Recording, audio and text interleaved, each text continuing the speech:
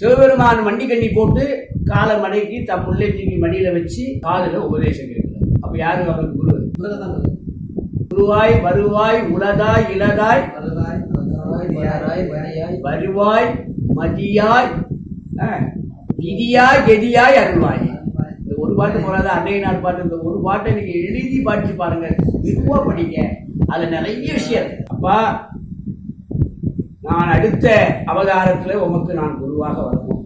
அதனால 4வது படை வீடுல முருகன் குருவாகவும் சிவபெருமான் 2வது படை வீடுல என்ன செய்தார்? சிவனையே பூஜை பண்றார். சிவபெருமானை பூஜை பண்ணி 4வது படை அவதாரத்துல நான் குருவாகவும் நீங்க சிஷியனாக இருக்க போறிய. அது பெருசா எடுத்துக்கூடாது, பார்த்தால்தான். ஆகவே என்னை மன்னிச்சுங்க அப்படின்னு முதல்ல பூஜை பண்ணி பெருமிஷம் வாங்கிட்டார். பெருமிஷம் வாங்காம உபதேசம் பண்ணல, முறை புரிஞ்சுக்கணும். ஆகினால யாரு குருன்னா நினைச்ச நேரம் எல்லாம் திருத்தூர் போங்க.